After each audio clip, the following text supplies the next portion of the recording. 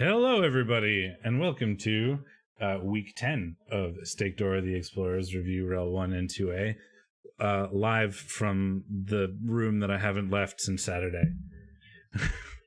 Yeah, so what's really funny is that you look like a mountain man. Like, you look like you climbed the Appalachian Trail and got lost for 8 months, and you've been in quarantine for 3 days. I was over here about to be like, look, I'm growing up my quarantine mullet, but I spent most of Monday with my hair like in a man bun, entirely just because I had my laptop on my desk, so I was like leaning over it, and my hair was in my face the whole time. So just to like do actual work, I had to tie my hair back, and then I like looked at myself in the mirror, and it's like, yep, that's the thing that I've just done. This is something I've contributed to the world. Yeah, it was great. Well, welcome to our social distancing, and I'm not kidding. I haven't gone outside since Saturday. I have not left my apartment since Saturday. This is week 10. We looked at games last week, so we're going to be taking a look at a couple of the teams, and by couple, I mean all of them, this week. And then next week we'll be back into games, etc. REBBL is doing good. I mean, it's probably bigger than it's ever been. A couple of changes this year in regards to like playoff structure and stuff. I'm still in Div 1 somehow. I shouldn't be, and my team is garbage, but we'll see that in a minute when we get into the teams. Let's go into our game view here. And by game view, REBBL.net. Steak has mentioned his game 3 times, and the stream hasn't even started yet, so I know as soon as we get to that game, I'm going to have to shut him up immediately. So shall we just start with the results from REL 1, week 10? You're going to have to tell me the predictions because I didn't write them down. Ars Gotia and Mongoose is Loose? Or Canoe? We predicted the CHorfs would win, and they did. They did. 1-0. You mean I didn't send them to you? Let's not heap any blame on you that I deserve. Injury, MNG on the Calamity Blow, the only warrior that's any good. Pinched the other nerve, one's okay, Niggle on the Beastman. Yeah, that's not a big deal, but ZZeta's running out of developed players. MVP on the Warrior is really nice, puts him a touchdown from leveling, which is pretty doable with Agi. Yeah, so 48 to 38 blocks. The CHorfs blocking less than the Chaos, but getting nearly twice as many armor breaks. Though not getting a lot for it. Looks like, but it turns out when people are stunned, you just don't have anybody to block because they're on the floor. Yeah, I mean, he rolled 20 armor breaks and got 3 Kaz, and that's it. 17 stuns, 3 Kaz, which is why I guess he was getting outblocked, because he was on the receiving end of 3 Kaz and 3 KO. 1-0. But Ars Gotia got 3 expulsions. So ZZeta getting his fouling game on and trying to punish the for sure. triple piling on, I would imagine. I mean, like, anytime you pile on, I'm going to step on you. Yeah, but it didn't really work out for him. Lucky Kaz from Tankor Bull Tank, leveling him. Oh, I have a snap from your girlfriend. I'm going to just open that. This is a professional show we put together, folks. It's a picture of her eyeball where she looks creepy, and there's a weird pink heart neon filter. Great. I'm glad that this is a thing that is derailing our already started late recap. Yeah, it's more. Shall we move on to Do people show up for our on-point, concise statements? Because I don't know why people are here in general, frankly. I know. Fellas, Quadadel, and Fear and Bloating. So Not for Science versus the Red Joker. I believe we both predicted Not for Science in this one. I have another snap, but I won't open it. We did both predict the High Elves, so again... perfect. Well, I mean, it's not unexpected when you have players like this natural one-turner who can just kind of do whatever he wants. Actually got a badly hurt to stick on a Claw Mighty Blow, a Blodge Guard Claw Mighty Blow piece. That's a hell of an achievement. Didn't actually take much in return, but both of them were MNGs, so he will be out a Wrestle Agi Lino and a Raj Leap Catcher. Not the end of the world. He's got other pieces, of course, but boatload of KOs, and a couple of Kaz. 2 TDs on the one turner. Pretty much. Tell the story there. Boatload of KOs and Kaz from Fear and Bloating on Fellas Quadadal, but 2 touchdowns from the one turner means that as long as it wasn't him that was KO'd, it doesn't really matter who's KO'd as long as you have him and one other player on the field. I love that Lord Nathaniel Marr is still kicking around. What a legend of a human blitzer. Man, this team has 2 legends currently, and they've had 2 die to death this season. Like, this team is insane. Yep. It's worth noting, Felwith Guadalajara almost out armor breaking the Nurgle. I don't know if he said this, but 14-16 on the armor breaks. Yeah, so wow. I don't know what happened there, but I'm surprised that Red Joker managed to make this as like 2-4 rather than like 5-1 or something based on those armor breaks.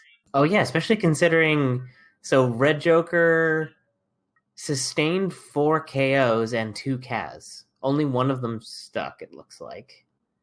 One of them regened, but he caused a lot of damage, but he received nearly as much in return. I mean, the only difference was 2 KOs, so a brutal game on both sides.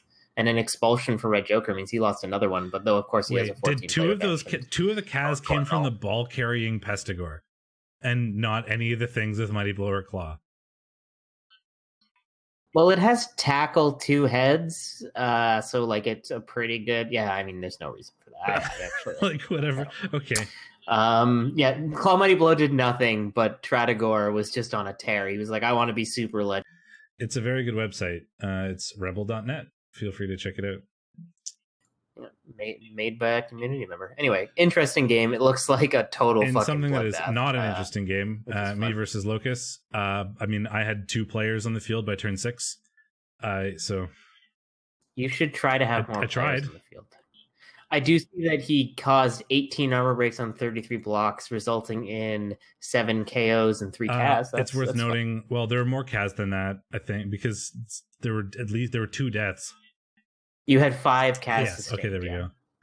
And because he fouled the shit out of you. It's worth noting that there's the 2 Rotter injuries that show up on the thing there, and then the other 3 Kaz were all deaths. Every single one of them was dead. You almost Jimmy or what's the word I'm looking for? Like saged, I guess. Yeah, you almost got. Well, no, you were all. I don't know what words you're looking for. So the other 3 were. You almost got like fantastic. Just what I was trying to say. The other 3 were deaths. All 3 of them regened, and 2 of them were on this guy. Like this guy died twice and got better twice. He's one of your best players, so it's probably good that regen was on point. It's just there was almost nothing I could do. I was sort of in desperation, dear God, try anything mode by like turn 6. So I ended up like greed fireballing. Was like, if I can get a lucky fireball, I have a shot here. And then it worked, and I got the ball with my Agi guy, and then he GFI'd and killed himself. Nice. What? It was the game was nightmarish. Like there was nothing I could do. Ice Baby Hammer Time leveled on 2 Kaz. So we'll get piling on now to go with this jump up. I did almost tie it late because it was raining, and he kept failing to pick up, and I ended up like YOLOing forward with my Pestigor. Had a couple tries to get the ball and score, and kept failing 2+ dodges to not get the ball. Like I was like, here's my 50 to 60% chance play to tie the game. Snake-eyed the dodge. Great. Try again. Snake-eyed the dodge. Dead. Fuck. Like it was awful. In another interesting result, we have a 2-2 tie here coming in on the we predicted the Kaz would win. It probably shouldn't have, frankly, but Kaz dice are a thing. I predicted the Dark Elves, you predicted the Necro, and it was a tie. Seems about right for us. Space Elf Troop brought their mighty blow. Dead ghoul. 44 blocks into 19 armor breaks against the Necro, with only 9 in return. Now, because it's Travel Scrabble, he made those 9 count. He got 5 removals on 9 breaks, which is pretty good. But Motley got, 5 KOs and 7 casualties.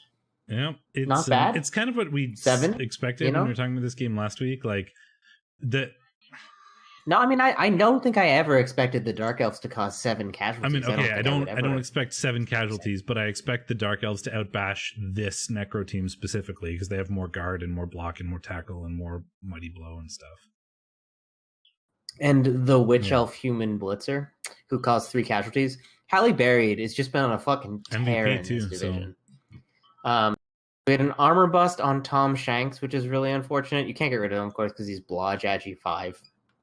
And just a badly hurt on this other guard.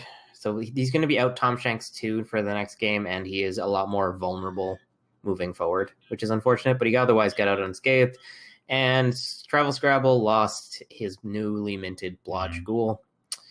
Yeah, recall, this is the top division of the Americas sort of side. So all the teams in the top division are either coached by very, very good coaches or very, very good teams or some combination of both. You have a menu up over my face. Both of the wolves are idiotic. There's Muttley 3, the Agi 5. There are worse wolves. Blodge, Tackle. And then there's Muttley Jr., the Strength Up, Blodge, Claw, Mighty Blow, Tackle piece. Welcome to Eternal Leagues. They're both utterly idiotic. I mean, Muttley Jr. scored both touchdowns and got both casualties. Speaking of disgusting Nurgle teams and weird players, Grunchy Desserts versus Necronomics. Stouticus says Nurgle are massive. Horny Cricket. Yeah, we predicted the Nurgle would win, and Horny Cricket pulling out a 2-1 victory with his army of Wilhelm, inducement. Cheney, Hack and Slash were both taken. So I wonder if they accomplished much. Horny Soul, the Agi 5 Wolf, did. I don't want to see that he induced those two players because they're at the top of the list. Oh, they're at the top, right? And then the Agi 5 Werewolf just scored whenever he wanted to. So as long as he could do that and then keep Stouticus to one touchdown, then, you know, he wins. And that's the thing I've said about playing against, like, I think Travel Scrabble had an Agi 5 Wolf. And playing against him, that team will beat any Nurgle or any Punch team as long as the Agi 5 exists, because it's just so annoying and so fast. Nurgle hates speed more than anything else. Yeah, exactly. So Stouticus confirming Agi 5 Wolf doing Agi 5 Wolf things. It's almost impossible to beat that as a Nurgle team unless you get lucky and remove it, frankly. And a big misclick on turn 13. I know that feel, having done it, I believe, against you. So what did we do for injuries? A lot of blocks actually on both sides. Obviously more armor breaks coming out for Grungy Desserts, but that resulted in 1 KO and 6 Kaz. I think 3 of them getting better, but 6 Kaz still pretty monstrous in terms of SPP. Yeah, though he received 4 and 1 KO, so it wasn't, and 3 KOs, so it wasn't totally hopeless, but Necronomics also suffered 2 expulsions, so that's another 2 removals. So I imagine the Necro were in pretty lousy shape by the end of this game. It looks like Stouticus would have very comfortably still had a full bench, though Donut in the Hole has been MNG'd, which is obviously a big deal. Yeah, because he lost Armor Bust on his kick block piece, who got the MVP. That one's dead. Obviously, the Agi down Ghoul is dead, and an MNG on a zombie. So he had a huge bench. I mean, both players were rocking, I think Necronomics might have actually had a 16-player bench. So. And then Necro got a free zombie. No, because you can't get it from Decay, I don't think. You cannot from Decay. Anyway. Yeah. Oh, there is the same name, though. I thought you couldn't get it from Decay. That's weird. Maybe it's you can't get Nurgle's Rot from Decay. Of. Yeah, because you're more comfortable. You're more familiar with that. Where was I? The Ghoul. Yes, so you cannot have Decay, Regeneration, or Stunty. Yes, so I'm thinking of the Nurgle one then. It's unfortunate that his new Ghoul died, because he's building a new Werewolf and a new Ghoul, and like he's kind of in that weird position where you've got 2 really good players, and you can win games if you just rely on those 2 really good players, but it means you're never going to build up the other players, right? Like, it's the same thing that kind of happened to me a bit. Like, I had a couple of good players, but if I want to win, I basically have to score all the time on my ball carrier, not a new guy that I would like to level. So like Wally is going to take forever to level.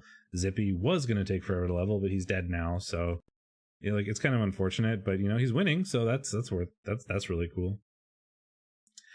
Yeah, that's why I thought you couldn't, Surge, just because I played Nurgle and was thinking, let's sleep with the Nurgle. And then we have the Voltrex Vanguard versus the Rowdy Rebel Rousers. We were told to watch this game, but of course we're not watching games this week. as I understand it, it was an utter shit show. So 10 walks total, less than 1 per turn from Ramaset, getting 1 armor break, versus 38 blocks, getting 23 armor breaks, 7 KOs, 4 Kaz, and they still tied.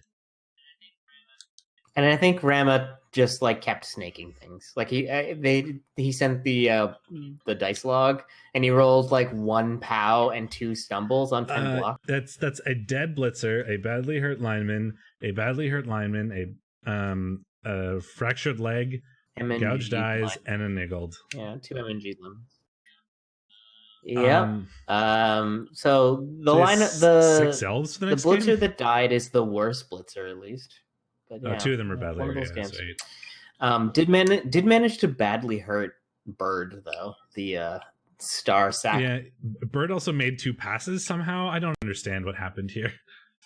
He's actually 4. I think he's just trying to get into legend. Those 2 SPP are totally worth it, like over getting injuries or touchdowns or whatever. I mean, he can't get injuries. He's wrestle pieces can't cause damage.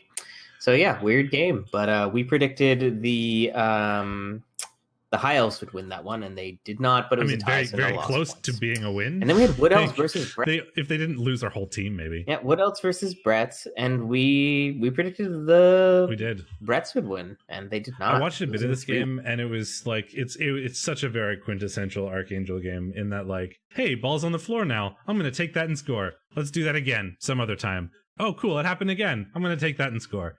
Like, there's just... He had 4 players going into this game and 6 loners. He induced no players, so that was it. Suffered a badly hurt and a dead, both on loners, but caused... he sustained 5 KOs and 2 Kaz, and he caused... He induced a wizard and fireballed the shit out of me. Fire. Yeah, I don't know what happened. Your strength 5 guy getting a Kaz, but not carrying. He did actually take pass block. I love this. Note that this is the most ridiculous interceptor. Being a catcher with plus agi, nerves of steel, leap, and pass block, you cannot pass the ball over this guy. He will just intercept it. He's had Hugh Catches Unseen has had pass block. Yeah, this person who is watching is not a regular Rebel contributor. Oh, I see. Hugh Catches Unseen just has your ball all the time. I mean, it's worth noting that pass was a strength roll. That could have been strength. It was boxcars, and he chose pass because there's no reason for he who catches unseen to have strength. And he's so often just like recovers it, hurls it, agi 5, like anything that gives you a reroll in agi 5 is generally pretty good. To try to avoid the ones. But this team is Savari, Adrastia, he who catches unseen. Like it's 3 elves and they win games because you only need those 3 players. And then we have the Battle Brothers. They just took a smashed hand on a peasant, but unlucky fireball or lucky fireball, I guess, depending on what position you look at it from. Managing to only get 1, and 1 plus the fireball plus maybe 1 sack or 1 unlucky pickup or something that Archangel took advantage of, and 3-1 instead of what could have been 2-2 or 2-1 or anything like that. Shall we take a look at the leaderboard? Back all the way out, ideally. Right up at the top, we have Not for Science and Fell with Guadadal with 24 points, a full 4 points ahead of Stouticus, with 8 wins pretty and 2 safe losses. To say that he's going to the playoffs. Pulling ahead. And then we have 3 people in the 20 to 19 bracket. So Stouticus, Travel Scrabble, and Mongoose is loose. And then pulling up we're fighting it out maybe for the last spot, but this is who I would expect to go to playoffs given these point totals, because Ramaset and Red Joker are both a full win and a draw behind the 4th place team. So you would need, at this point, you're going to need some like consecutive losses out of these playoff coaches to get them kicked out of these spots. All the way down at the bottom, just barely above the admin team, and below somebody who withdrew from the division, me. It's been a really bad season. Frankly, yeah, I missed playoffs by 1 point last season, and it cost me my team to do that. So I came into this season with a pretty garbage team. I've been recovering it a little bit, but it's also gotten worse in other ways. So it's not a team that really belongs in Div 1, but I keep losing, which is sad. Kilrick can spoil Travel Scrabble, and he's planning on it, I guess. Is that because you haven't played him yet? But yeah, so I mean, Not for Science is in playoffs. Stouticus is not for sure in playoffs, but pretty much, unless something crazy happens. And then Mongooses lose Travel Scrabble, Stouticus trying to fight for the different seating positions. Ramisat could probably get in there along with Red Joker, and yeah, everyone else is kind of playing spoiler at this point. Do we want to? Shall we quickly go through the teams? Let's do that. Let me back out. So we've seen them a little bit, but you'll actually see the whole team rather than the match report here. Fellows Quaddadal, Not for Science. We've got the stupid human blitzer. We've got this stupid one-turner. And heaps of injuries. More red numbers than you can shake a stick at. So nothing super new. I think this blitzer's guard is pretty new, which is exciting. Obviously, he's only got one other guard piece now, so good to match up with that human blitzer, who is always going to need assists and things like that.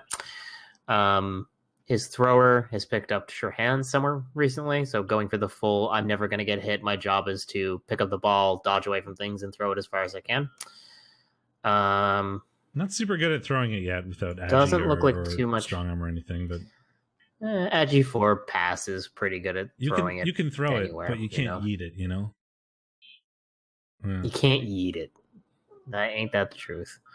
Not a ton of other new things. This team doesn't need anything new. It's got just this, and that's all you need, apparently. If you look at the history of this team, you'll see it like hovering around Div 2 for a long time, and then suddenly it gets a one-turner, and now it's winning Div 1 all the time. Well, also, it lost a ton of bloat. It used to be, it's still pretty bloaty, but like it lost 2 legends, and I think this team used to be like 2,500. Yeah. Why Jugs on the catcher? Oh, because he blitzes a hole himself. So the idea there is you put him on the LOS. He's strength 3, so your opponent sets up in the backfield in a line, and you use your blitz with the ball carrier to punch through on anything but a skull, because it changes both downs into pushes, and then you have easier dodges. It's a 2+. It's a 2+ block, so you don't have to do the 4+ dodge, because it's anything but a skull lets you remove the extra tackle zone on the dodge. At worst, I mean, you might get a skull, but that's a 1. At worst, you get a push, and then you still have to dodge, but now it's an easier dodge. Look at all these other players that used to be here. This team has been around forever. This one I killed personally, which makes me feel pretty good. The Strength 5 Blodge Frenzy piece is dead because I killed it. Yes, but look at how many double niggle movement actually busted. Dead? Yeah. This team has gone through a lot. And then we have grungy desserts before you go down that rabbit hole. I think break tackle on the Beast of Nurgle is pretty new. 1 SPP away from fell on Black Bagnettes to have probably Mighty Blow. There's also a lot of dead players, but yeah. He eventually fires some players, but he keeps weird ones. Like, he kept a Strength 2 player for a really long time, even though it was just a Strength 2 lino with nothing, and he kept it for a really long time. Like, it'd be better just to have a loner. Like, I don't understand. The Beast of Nurgle still no doubles on 4. Wait, is there still a Strength 2 player? All right, whatever. I'm not getting into fellow Quaddadal. That's not my job. Stand firm on the Strength 5 block tackle movement bust piece. Great thing for Angry Churro to have, of course. Strength stand firm makes a huge difference, and now people try to block him, he gets to punch you back with Almighty Blow. The kicker is Strength 2, I see.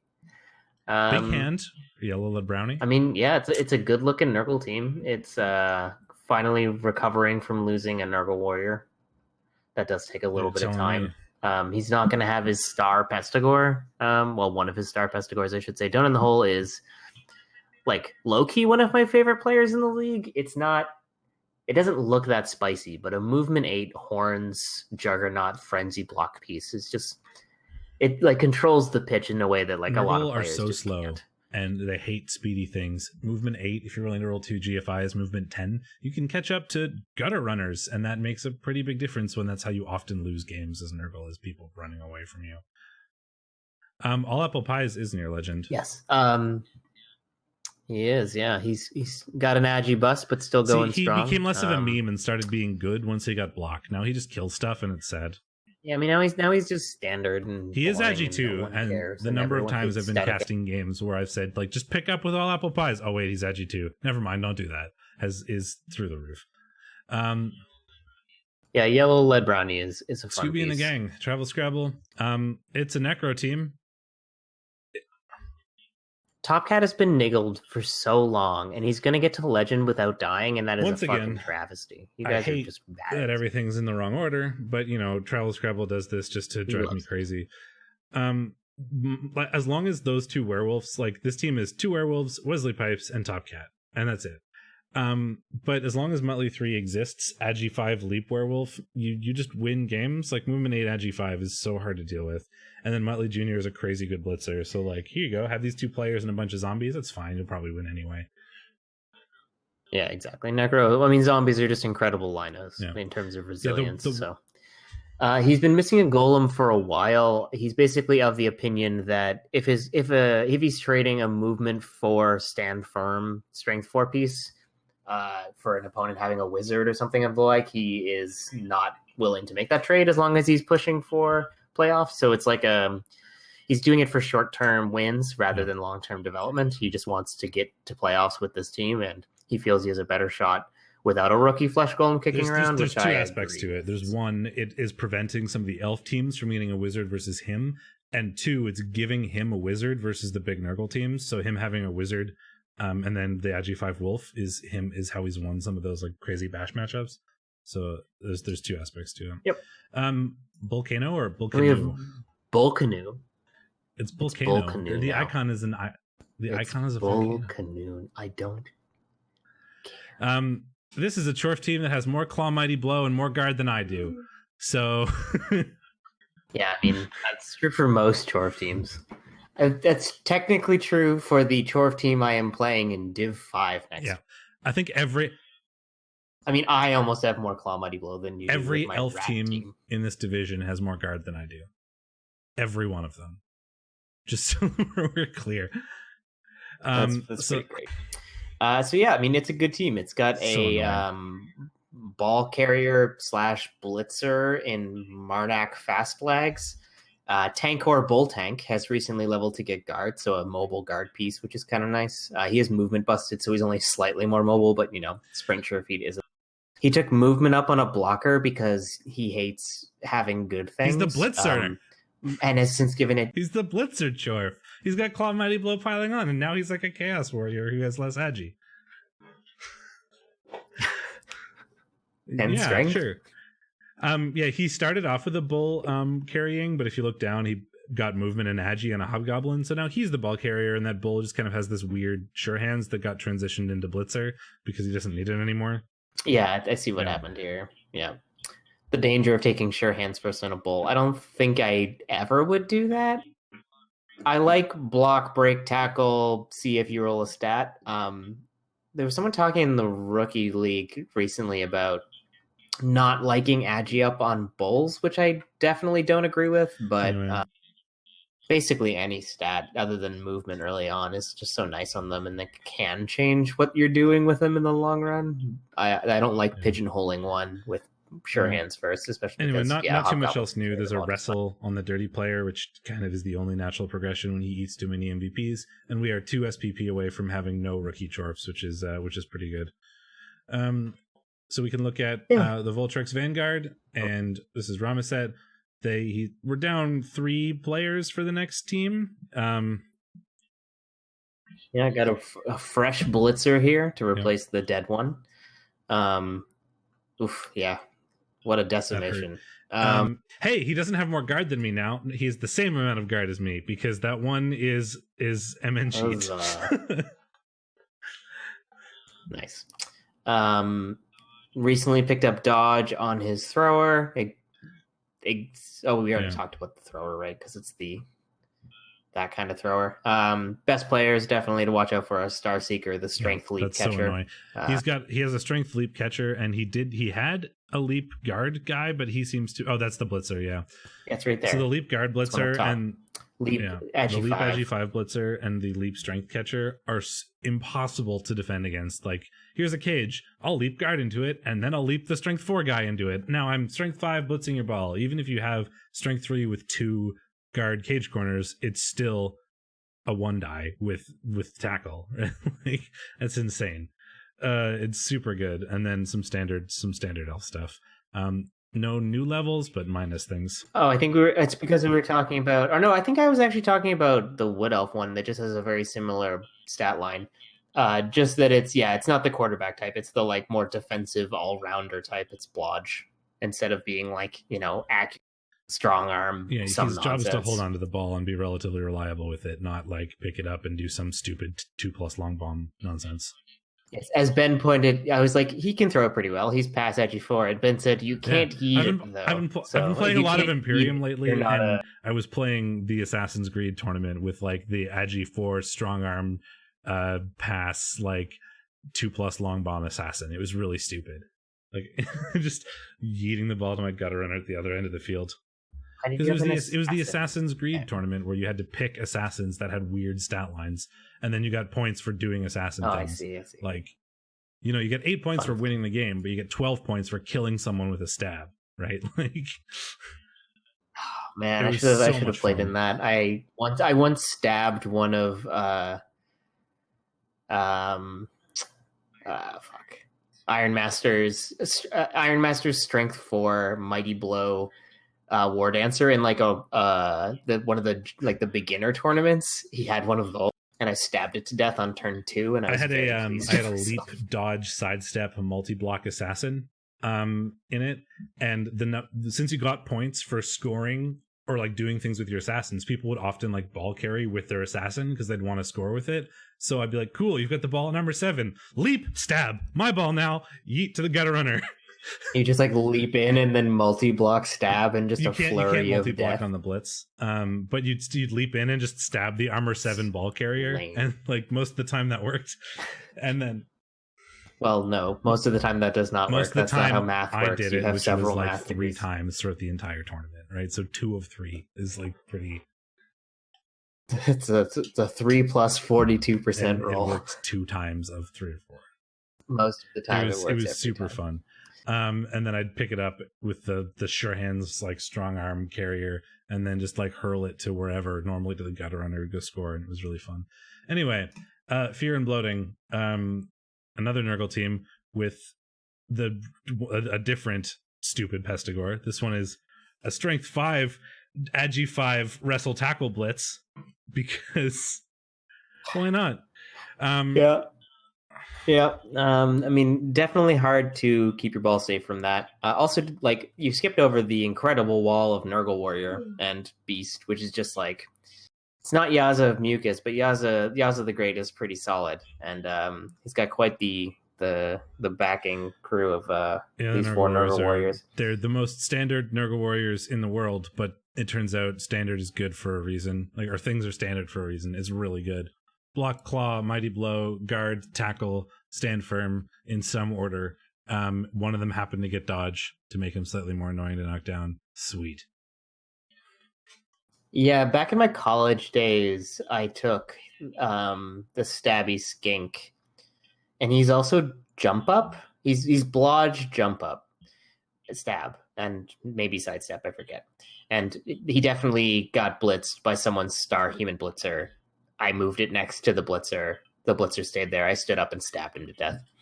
I'm really good at stabbing things to death. It was a lot of fun. I did really badly in it because the plan I had didn't really work once it had come into contact with the enemy, as it were.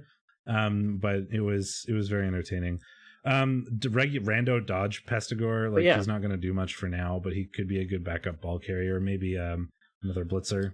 Might even go like Blodge guard or something like that. Make a support Pestigore. Not that you really need it, given that you have like these 5 incredible. He's a long way pieces to go before he becomes. Yeah, I mean, like, so right now he's like, it's going to be the rest of the season, if not more, before he levels. So if your ball carrier dies, you make him a ball carrier. If your blitzer guy dies, you give him wrestle tackle and make him a new blitzer. Like, he's a backup for it. But what I hate is he doesn't have a blitzing Pestigore, and he's committing to dodge I think the red Joker should really have just. I feel picked like Mighty it. Blow. I feel like that too, but maybe he had I think he had one who's died recently, right? Yeah. Anyway, could be before Gamontagors. I hate the standard Nurgle names. Then we have a different Nurgle team in the Rowdy Rebel Rousers Atomics.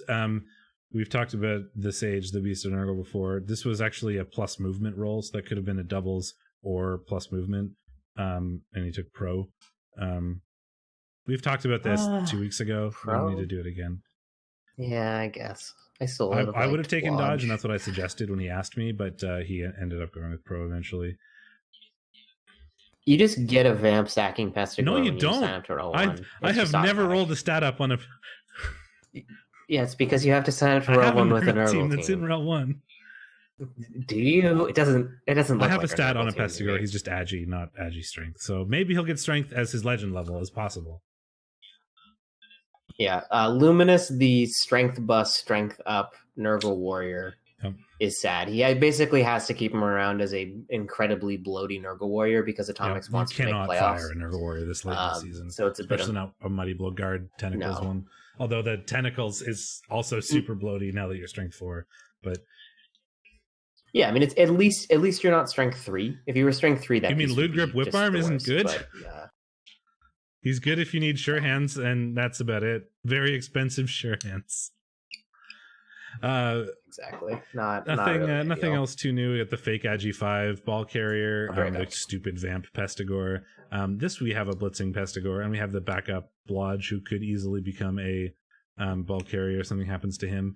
If this guy rolls Agi, you might even consider like just sacking this Pestigore and starting to use this one, because Agi is just better than 2 heads extra arms. You could save a skill, right? Agi 2 heads. It gives him options, but you could also just go guard if he doesn't roll anything to get like a support Pestigore. Dirty Player Rotter, big ol' bench. Motley and the Murdery Space Elf Troop. The ridiculous Dark Elf team. There's like the Blitzer Witch Elf with Mighty Blow piling on. We're 1 SPP away from level on the Agi 5 Blitzer. I should say one of the Agi 5 Blitzers, because there are 2. There are also 3 Blitzers with guard, which is ridiculous. Two of them are Agi 5. This one is Blodge Step Guard. Like, it's just such a solid, annoying set of pieces, because you've got 2 that are Agi 5 that can kind of either get guard to annoying places or dodge or do things with the ball or whatever. They're both Blodge, or all of them are Blodge. One of them is Blodge Step, very annoying to knock down and they get in the way. Strength 4 lineman, just strength. You don't want to pass that up. Another guard on the lineman, so this is a 3 guard elf team, which is insane. And then some regular elf linemen, but like this team is the Witch Elf and the 3 Blitzers. There were other Blitzers that were very similar, if I recall. There's a strength one before. There's another Blodge Tackle, Blodge Step. It's all very solid. Like, here's my annoying to knock down players. Please deal with them. Like the Wall of Deaths in the previous. Archangel. It's the 6 elf wonder.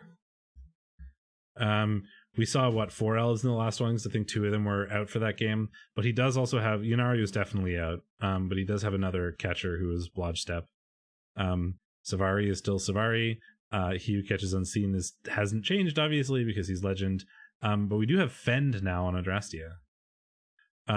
Strength 4, Blodge Step, Mighty Blow Tackle, Fend. So he's pretty good at like getting the ball with blitz. He's pretty good at blitzing, and he's very good at holding onto the ball too once he has it. But like Strength 4, Blodge, Fend, Step is super frustrating to try to deal with. Yeah, I don't think he's often carrying the ball, but sometimes he's going to end up with it. And also just like to keep him safe from frenzy blitzes, and things like piling on and stuff. Also piling on. But like Fend Step is super annoying. Like, I'm going to step into a really annoying spot, and then I'm going to force you to not follow so that you can't like be the assist, or you can't get into the better spot or whatever. It's very annoying. Also, definitely helps you stay alive when you leap into a cage. He does more leaping with Savari though. Because Wrestle Tackle. But like, I have no idea how Savari is not dead. It's movement 6 and AV6, and has been on the team forever. Yeah, really Well, should be dead when you now. have 5 players, and only 3 of them really have Apo rights. Like, it turns out that he gets Apo'd a hell of a lot. Savari gets Apo'd a lot. Yeah, for sure. There used to be a tree. There used to be a lot of other things. Iron Skin, the AV busted tree. Yeah, there used to be like a strip ball Mighty Blow War Dancer. There was another Mighty Blow War Dancer. There was a third Mighty Blow. He's had 3 Mighty Blow War Dancers die. There was like the almost one turner catcher. There's the tree that got armor busted and movement busted and strength busted, and then finally got fired. Yeah, just had one of everything, and he's called Iron Skin. Collecting injuries. Anyway, Locust Cosecant. Leveled up Ice Baby Hammer Time to finally get piling on to go with his jump up. Now he is a truly fearsome warrior. He's got one other warrior in fire, and then 2 kind of he got level in that last game against working me. On it, the warrior picked up piling on, so he's got the piling on to go with the jump up now that he rolled, which makes a lot of sense. That is literally what I just because said. My phone somebody's phone is blinging loudly, and I can't understand what you're hearing because all I hear is. You're so easily confused. Yeah, no. But yeah, not much of a team. Locust has had a rough season. Medium goat. Yeah, there haven't been many legend linos besides like Beastman. But yeah, that'll be cool. Skinks can do it occasionally. One of my old college skinks is now a legend. No, we can always check this after we're done. There's a handy dandy legends screen on rebel.net. Battle Brothers, shall we? Fancy. Sure. Love this team. Stat Freak, Bretonians in Div 1. He's actually lost many of his Stat Freaks. He had rostered Griff for a while in a Strength Up, Agi Up, Blodge Step, Sure Hands Blitzer. The Strength 5 Houndmaster Hobbard is the replacement, so he's just, a wrestle quite guard. Literally Griff. Here he is. Plus Agi, plus strength, fend, sidestep, dodge, sure hands, like just Griff. But he's on his way. Obviously, goats get it the most, I think. Like Chaos Linos are probably the thing that get to Speaking of legends, legends, somebody's 1 SPP away here. Arthur Pendragon, 1 SPP from legend. What is he going to take? He has got Mighty Blow. He needs a double for piling on, probably. It's a lot of dead linemen. It's not enough. I know the feeling. This team has been around for so long. It is. I mean, didn't you play in our playoffs? No, or in our college league? I played him. I played him in Div when we first came to Rebel or whatever in like Div 3. When we first landed, we landed in his Div, yeah. Right, yes. I think you were Sean Mann's mentee, and I like diced the shit out of you, and then Sean Mann said I was me. Season 8 is when they started, which I think is the same season or maybe one season before us. That team has been around for a while. The big question is, what does this player take at legend? It'll be fun to see. We do have a 2nd plus strength on the blocker. I mean, on the normal, I think he just takes sidestep. Strength. There's a strength 5 blocker, which is fun, and we are 3 SPP away from another one. It's strength 5 guard. Like, here's my wrestle ogre. Nice. Please enjoy. Damn it! It's exactly what I said like 3 minutes ago. Except I think I said Croxigar the first time. Croxigar makes more sense because of movement 6. You're like not listening to a word I say and then saying exactly what I just finished. Listen to you. It's fine. I know, but normally you're not so like unerringly ours go parroting. They're chaos. They're chaos. They're missing one of their only good warriors. Just for the next game. The other warriors they've at least got block, and one of them is 1 SPP away from a level, 3 SPP, 5 SPP. I know the feeling of having a bunch of warriors that are 1 MVP away from leveling, and then it keeps going to your Agi 2 Rotters, and I'm not salty at all about it. The legend, speaking of legend beastmen, here's one killer player, and there's the frenzy sort of blitzer player who just got Juggernaut, it looks like, which is a good choice. Yeah, and has sidestep, which is normally something I find really annoying, taking sidestep as a double when you could just take stand firm on a strength excess player. But sidestep on frenzy pieces is significantly better most of the time than stand firm, because you can obviously reposition to surf the person who's trying to surf and you, people or just something super like that. not bother it's like, oh, he's sidestep, who cares? They're just like, I ain't touching that. It's not. Whereas it's with not like worth the stand trouble. firm, somebody could still surf you if you have Juggernaut, counter surf you if you have Juggernaut, and like unless they have grab, they're not going to counter surf your sidestepper. Like, and who the hell has grab on their blitzers? Like, nobody. Yeah, basically. Movement beast. Some people, and then he's the ball carrier. Movement is great. This is like a good ball carrier, frankly. I mean, block, sure hands, dodge, any stat you can get a hold of. That's how you build a either Nurgle or Chaos ball carrier. And he's gotten 2 heads for fake agi and plus movement for real plus movement. Yeah, it's not bad. Still picks up on a 3 or a 2. Yeah, well, a 2+. So not, or 3+, I should say. So not ideal in that sense, but everything else about it. Necronomics with Horny Cricket, the man, the myth, the legend. Only 2-time winner of REBBL, however, with 2 separate teams. One of them was this one. And we've got Horny Soul, the Agi 5 ridiculous werewolf. He just got Agi 5 like this since he came back to replace somebody who dropped out. So he was rewarded with Agi 5, but he was also punished with Hate My Hair dying. And Hate My Hair was quite a legendary wolf in his own right. I didn't mean to back all the way out there. But else, so we've got the Agi 5 wolf. It's very similar to Travel Scrabble's team in that we've got an Agi 5 wolf, a pretty good flesh golem, a good white, and everything else is irrelevant. Except on this team, we also have Grandpappy Z, like the bonus positional over Travel Scrabble's team. We've got a bonus ghoul instead of just 1 ghoul, 1 white, 1 flesh golem. And it is Grandpappy Z with wrestle, tackle, strip ball, sidestep.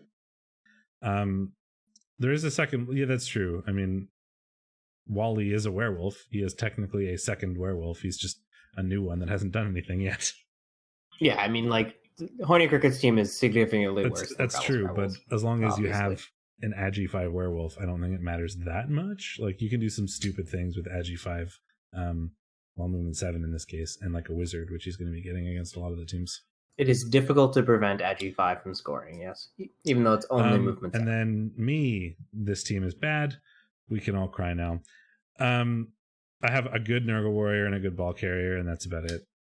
I finally got another guard. Finally got a mighty blow and another block, but they're all MVPs away. These 2 guys and the beast, and they just won't get it because this guy has eaten 2 MVPs. The Agi 2 wrestle. I had a niggled dirty player who got movement busted or strength busted or something, so I fired him and then Jericho Peppers ate the MVP last game. Are you keeping type 2 That's a question that I haven't decided yet. I didn't have to make that decision last game because he was out for the game, obviously, so I just kept him. The thing is, I'm about to go up against Mongoose is Loose and those stupid I think what I'm thinking. He's strength 3. That's what I was thinking. Yeah, he got legend in a game and then was immediately KO'd and stayed KO'd all game. And then the next week he failed a GFI on turn 2 and strength busted himself and then failed the regen. So he was a legend for all of like 2 turns and then got strength busted. So that's pretty great. Yeah, I think I do keep him because he's still, if I get rid of him, I have 1 Claw Mighty Blow against 4 on a CHorf team, which seems like a terrible idea. He's my only tackle. He still blitzes on strength 3. And worst case, I don't really care if he dies anymore, right? So like, if I really need to, I could just be like, here you go, weird CHorf, have this Pestigore, and if he dies because he's already basically dead. So it just is going to be annoying that he can't solo blitz anymore, and I'll have to use a Rotter friend, but he's probably going to stick around at least for the next game, because I think he's going to be really useful against the CHorfs. But yeah, the team is not great. The warrior's good. We need more warrior levels, and this Pestigore is good. If the market still existed, I'd put him on it and then retire this team, but it does not. Let's do predictions before we Die me versus Mongoose is loose. I predict Mongoose is loose. Done. I also predict Mongoose is loose. You're gonna lose. Oh, I sure You're gonna am. lose really Scooby hard. and the gang versus Fear and Bloating. So Scooby and the gang with, at bare minimum a wizard and that Agi 5 wolf versus 3 tackle Nurgle. Although one of those tackles movement 4 and 2 of them are movement 6. I want to say Travel Scrabble, and that's just because I know how annoying that wolf is with like a wizard against Nurgle. And if it really comes down to that wolf, right? If the red joker can injure him early, then the red joker just wins, and there's nothing you can do about that. But if he doesn't injure him early, that wolf wins the game for Travel Scrabble, and it's like so dependent on that. Yeah, and Travel Scrabble's got a deep enough bench that it shouldn't be too bad. Yeah, the stake prediction should be, does this game force a reroll? I thought last game would, but it didn't, because he kept not failing regen. He got better every time. This one might. We'll find out. Who gets to reroll? Gotta catch them all. That's the true honor in roll 1. I don't think you're allowed to reroll until we're in the same div again, and then I get to make you reroll because you did the same thing to my college team. I think I'll take Travel Scrabble for that one. God, I want. Then do it. But it's hard. I mean, that's the point of this. It's difficult. Thank you. Yeah, that is what we do here. No, I think the Nurgle might. I mean, they very well could. I just think that if this game was played 10 times, more than half of the time, Travel Scrabble would win. I'm worried about all this stand firm. I'm worried about all this Nurgle goodness. I don't know. It's gonna come down to a lot of things, but I think you're right that the Wizard Muttley 3 combo gives them a lot of opportunity to steal. And that steal is very well what makes the game 2-1 versus 1-1, or 2-0 or 1-0 versus anything else. Like Nurgle are so good at tying, but that Wizard Muttley can make that second touchdown for Nurgle, or first touchdown for Nurgle, just not happen. Yep, Grungy Desserts versus a Chaos team that is missing its only good Chaos Warrior, gets 500k in inducements. It doesn't matter. Yes. Inducements are not so good for Chaos or Nurgle. Staticus is A, very good at his Nurgle team, and B, has a better Nurgle team, so it's hard to... This one will be fun, though. Oh, man, yeah. The Voltrex Vanguard versus Felwith Coatadal. They even have the same logo. I mean, I think Felwith wins. Not for science. I think so, too. But, I mean, the human is just so good versus elf teams. The human blister is really good against elf teams, and he has a 1-turner, which makes a pretty big difference. And if he dumps some of that cash, he's actually not very... He's barely a babe. Or sorry, barely a babe higher than the Voltrex Vanguard. And the Voltrex Vanguard do have like the sort of leap guard sort of nonsense. Like they'd be pretty good at being very annoying against punch teams, but Felwith Coatadal really isn't. They're not going to sit there and be caged ever. So like the tools that Rama set has are not as effective as they would be against like a team that is more likely to sit there and be caged up. So plus the 1-turner. I mean, as long as that 1-turner lives, it's really, really hard to predict against Felwith Coatadal. Locust and Archangel. But it is a high elf off where they're both using the dragon symbol, so it's going to be a spicy game. I think I'm going to want to watch this. It's probably going to be like. I want to watch that too, frankly. Although, is there another one that I want to watch more? But the Kilrick versus Motley might be good. But yeah, that Rama set versus Not for Science, I think is high up there. Archangel's Will versus Not Locust. Or versus the All-Stars. I think I like Archangel for this one, frankly. And no like offense to anybody, but Archangel is very good at playing against bash teams, and Locust is a bash team that plays very much like a bash team. Like having seen Locust play a lot, he focuses really, really heavily on removals and stuff. And if you try to play like that against Archangel, you'll probably lose because he knows very well how to beat that playstyle. Having played against it very often. So like just more about knowing the coaches than knowing the teams. Like I would want to say Archangel. Plus Archangel gets a wizard and all that kind of good stuff, which certainly helps. I gave your meat mitten. I thought it was a Cheeto at first, but thank you. Yeah. Yeah, no, a little Irish beard. I also think the what else? And we have the Battle Brothers versus the Murdery Space Elf Troop in Kilrick versus Motley. Motley is going to get 90k, or no, not because Battle Brothers can spend some, so they can spend 60. So we actually only get 30, which is not really anything. They're missing one of their Agi Blitzers. They do have the Witch Elf, which is a pretty big deal, although the Frenzy is less useful against all the Fend on the peasants. There is enough guard, a good amount of guard, a good amount of blodge. It's non-trivial to predict. Neither team has a bench, so this what they have is what they're getting. Halle Buried, it must be said, is a peasant murdering machine, except for the fact that they all have Fend, which means her Frenzy is useless. She's gonna Dauntless kill Houndmaster Hobart. I'm calling it here. Gonna be a 3+ Dauntless into a dead. Okay. Just gonna throw out that bold. I don't actually know who I want here.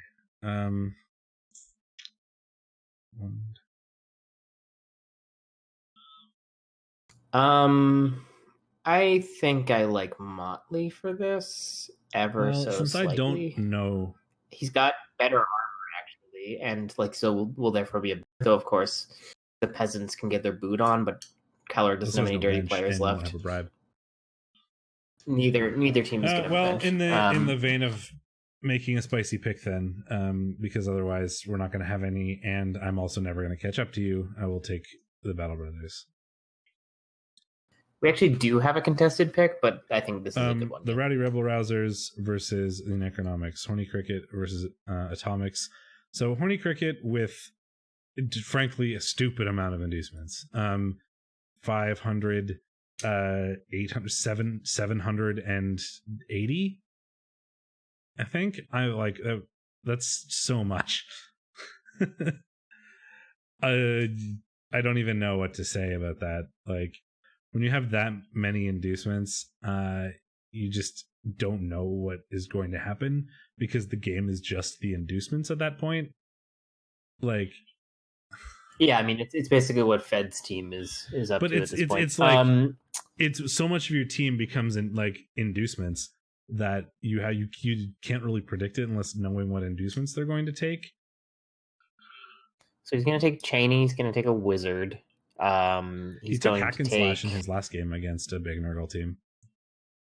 Could like hack and slash and bribe. No, sorry. He where's the team? What am I looking for? I can't find it. Yeah, he played Stouticus last week and he took hack and slash. And Stouticus has a similar big team. 2300 versus like the 2400, so he actually gets more in this matchup. Well, if Horny Cricket can beat Stouticus, I think he can beat Atomics, frankly. No offense there, but I think Stouticus is probably the scariest Nurgle coach in the division, especially considering the leaderboard, him being up there, right? If Horny Cricket can beat the top Nurgle team in the div, I think he can beat a different one with more inducements. So I think, as weird as this sounds, I kind of want to take Horny Cricket.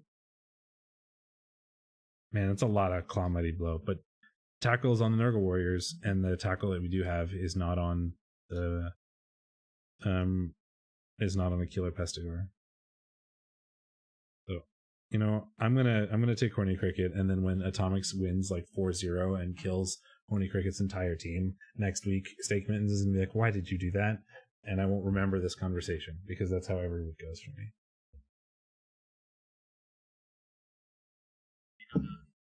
Did you come to a conclusion in the end? Like 5 times, and you didn't say anything afterwards, so I just kept talking. Excellent. I knew you would. Ooh, that is Sace 2-0ing the You didn't Kislev. predict anything. I know, it's just because I was looking at the pop-up and Sace is in my division plans. So I think it's probably going to be Atomics. And now let's go to Div 2A. So, Superfed versus Yayo. The old rivalry. Superfed has played Yayo a bunch of times. We predicted Superfed, if I recall correctly, because inducements. And he did win. Yeah. And it was he won. 2-1. Oh, he did win. Right? On the backs of a bunch of dead, not relevant players. Haxlem died, Glart Yep. died, a rando lineman died, and a rando lineman got badly hurt, and everyone else is fine. The loner army soaked up all the injuries. Proxy Page got 3 Kaz by herself, and leveled with the MVP. So I wonder what we'll find out when we get to the team, what that level ended up being. Superfed was praying for Claw, I would imagine, but if I know anything, it's not Claw. It's probably like, Agi. I mean, he had Claw for a little bit. 4th wizard fail in a row is yeah, he called it during our stream, and then the wizard failed, and he won anyway. Getting there. That's I know that pain. That exact thing has happened to me before. Although it's certainly more painful on I'd say on Skaven, that kind of use the wizard very effectively. Yep. So Fed taking a beating for sure. 9 KOs and 5 Kaz. That's a hell of a thing. Did cause some damage in return. 2 KOs and 3 Kaz. So not total. We managed to score 2 touchdowns on the sort of ball carrying gutter runner. Movement 9 is cheating, and it is incredibly difficult for the Nurgle to like keep up with those gutter runners. So, loner army soaking up Kaz, and I think Marley Bricks is movement busted, so it might be niggled. It's something. But yeah, still tough to deal with. The one-turner snaked. Well, it's the Nurgle hate the speed, frankly, especially when they only have 1 tackle. So I'm not particularly surprised Superfed won this. In fact, I'm not surprised it was by more. But the loner army managed to soak up the Kaz. I mean, it was 2-1 because he snaked his one-turner, and he... Yeah, so he snaked a one-turn, failed a wizard, and still won 2-1. Skaven are stupid. Especially against slow teams, frankly. Yeah, the tackle got badly hurt early, which it was the only tackle and the only piece that Yayo had that could handle the rats in any meaningful way. So, not a surprise there. He got on that Pestigore, though, so that's helpful. But good match Fed for takes Fed. that. And then Luminous versus Steer. This was actually had already been played. It looks like. Oh no, wait, I'm lying. We predicted the Vamps. Yeah, it would have been a standard 4-1 sort of Fed game if those things worked. Like, yeah, that's slibly leveled with MVP and a Kaz. All right, good. Yeah. Yeah, MVP and a Kaz. Helmet Wolf did nothing. Probably got expelled. You can't get Kaz. Well, actually, there were 5 Kaz received and only 2 Kaz inflicted, so Helmet might have actually. You don't get SPP from chainsaws, which is why they don't show up on his list. Yes, I know. I didn't look at the Kaz negative, which would have been the real giveaway. So it looks like include, it was tough out there for a thrall. Badly hurts from the vampires biting the thralls too. It would, yes, that's true. So the Vamps. About even on breaks, if not blocks. The Lizards definitely out blocking, which is expected in this matchup. Removals going the Lizards' favor, but that's not surprising given Bloodlust being a thing. Only badly hurts, it looks like, and has strength. Strength bust on the guard thrall is unfortunate, especially when so many other worthless thralls just badly hurts. Your only good thrall that got injured. The movement strength one is bust, alright. so Tareen is dead. But yeah, that's... Hey, some free guard dead. Fuck. It's like, yeah, like the only real piece to grab guard on, and he actually has picked up a 5th vampire. Interestingly enough, I think he wasn't out because he had all 5 for this one. So going in for a 5 vampire strat is going to be bold. He had quite the bench, and still does have quite the bench. So I guess that's why he thinks it's and with the leader thrall, and he's also got 2 pros, which helps reduce the. And a leader thrall as well. We can look at that more when we look at the teams. I mean, we assume like vampires should have been able to do pretty good things against this team, but if enough of the it looks like the thralls. It was a bad day to be a thrall, as you said, and the thrall without thralls, the vamps can't really do much. So the vampires had a vampire game. Like sometimes that happens when you play vampires. That's why they're not a tier 1 team. They're vampires. Yep, and then Rolling Red versus Pris Binchley. That's spoopy.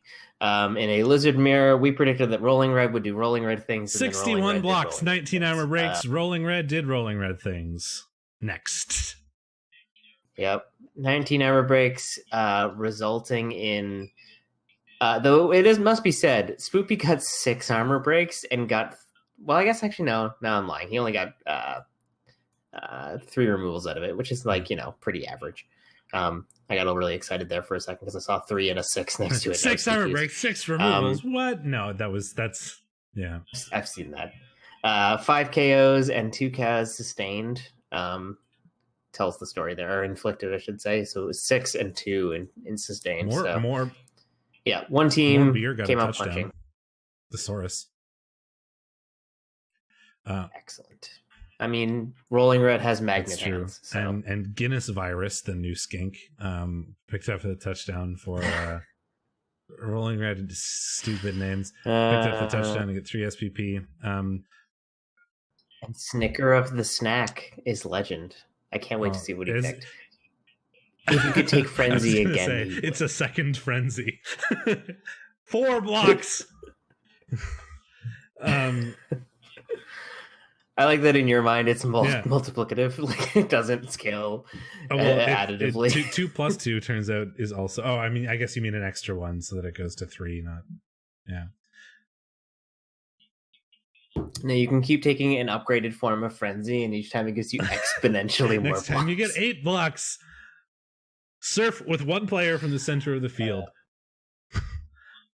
Excellent. As long as you don't 1 and 9 on your 8 blocks. Oh man. We had a dead skink, and it's the diving tackle block skink, which is kind of unfortunate because it's actually a good skink, but we still have the movement one and a badly hurt Saurus. Never Apo a skink though. Yeah. So not too much damage. Got MVP on his Crocs, who doesn't really need it, but he's not the worst player to get it. Would have liked to see it on Ruth Gator Ginsburg the 4th, I think. Please explain something to me. Sure. What's up? If it's about something on Rolling Red's team, why the fuck did Too Awesome tie Oververt? I believe Oververt said that he diced him, but in my heart, all I hear is Too Awesome is an utter disappointment, and he can't do anything right. Okay, and he doesn't want me to have fun watching his stupid. This is the easiest prediction I've ever made. He writes things, and then the words just say, "I suck and I can't win," even though my team. I was like, okay, hey, you're about to go up against a dwarf team that has 2 guard on it, and you are a stat freak orc team. How do you lose this? And we tied. Yeah, you are a disappointment. The dwarves got 61 blocks, so somehow outblocking the orcs, despite the orcs having. I mean, that's over. I mean, yes, but somehow outblocking the orcs, despite the orcs being stronger and guardier than the dwarves were. We got 10 armor breaks, which is, more than the meanest greenest boys got, but they also had less. You did break Marcus Phoenix II's neck, which I kind of appreciate. Especially because he's canonically got no neck. I think that's a Gears of War player, right? They never have necks. They do not. You keep typing, but all I hear is I didn't win because he has a plus movement blocker and he has lost. He has one pass runner, and just to complement that, the other runner has accurate. Like not on the same player, but on 2 separate dwarf runners. Just win games. Man. Just do it. I believe in you. I want to see this dumbass team in the playoffs. That the Coltrane died because this was my favorite team ever, and now the Coltrane is dead, and I hate Swoopy forever. So, I'm giving you a lot of shit too. Austin, yeah, sometimes things happen. Like if we can sack the ball with a 5+ dodge twice, it's kind of unfortunate. And we got significantly more armor breaks. We did do more punches, but twice as many armor breaks for 10 more blocks is Not what you'd expect when you have similar amounts of armor. 1 KO received versus 2 KOs, 4 Kaz, 3 Kaz received. Like, the removals were relatively close, but stuns make a difference on slow orcs, certainly. Badly hurt on the black Slow. orc. Well, most of them are slow. Sacrificial green boy is definitely not sacrificial and also not slow. No, if those badly hurts came fast-ish. relatively early, it could have been annoying to deal with because you go down 2 of your high strength pieces. There was an interesting discussion on in the Reddit or the rookie Discord about movement 6, about whether or not movement 6 was slow or average, or if average speed exists. I don't think it in exists. Because it basically, like, you're either slow or you're fast was the conclusion we all came to, because we're talking about Zons, right? Amazons have no one above movement 6, and everyone's like, okay, well, they're pretty fucking slow.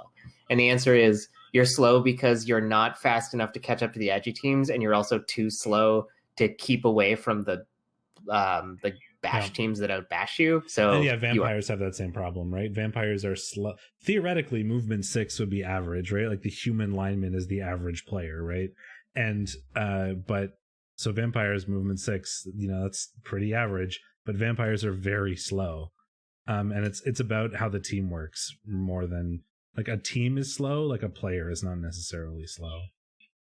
Yeah, I think that's basically the conclusion. Like, we're making super fit exploit. Yeah. See, I mean, it's like, yeah, your capacity to do. Yeah, see, Kelric is got it. Like, a team is slow, right?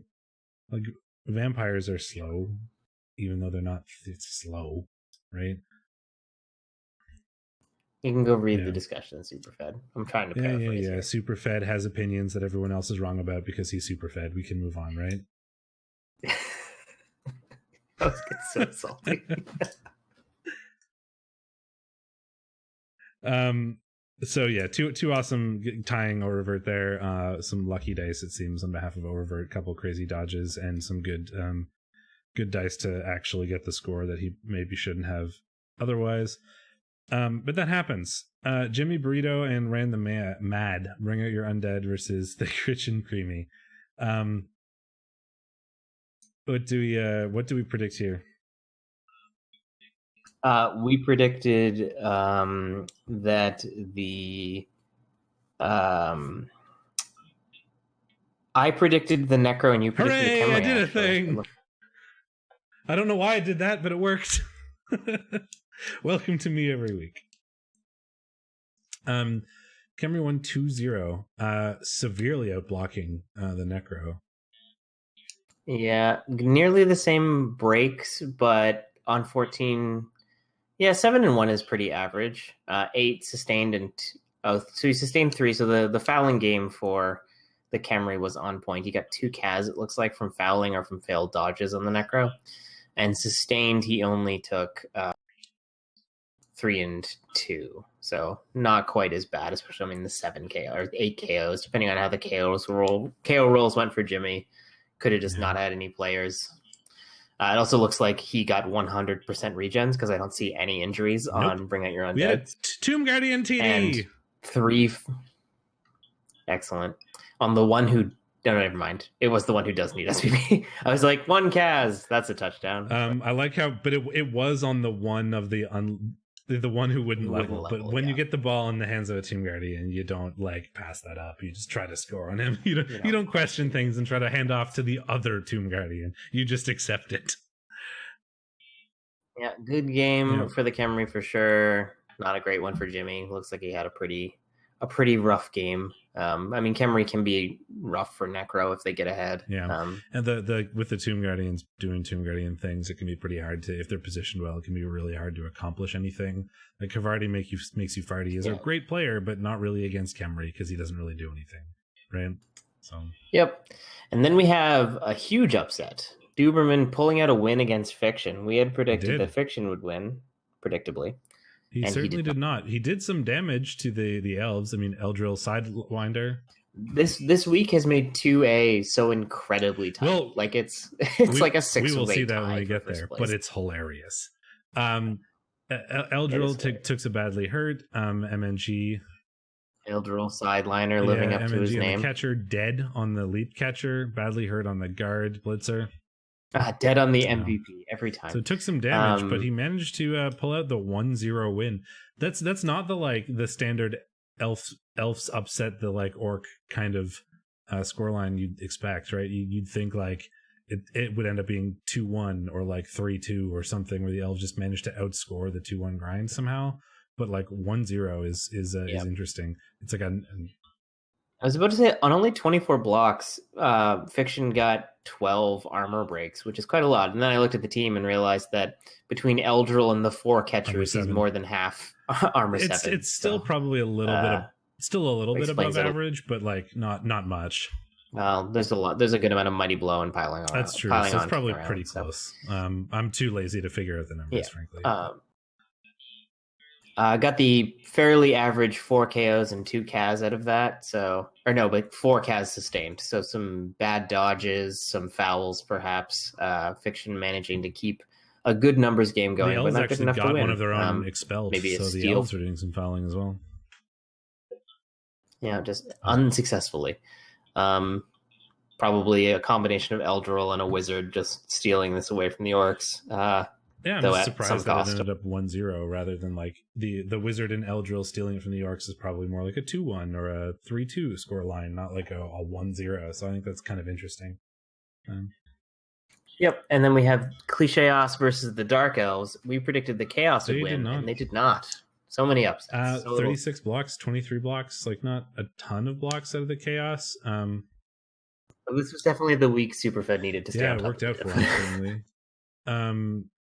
And we'll see in a second.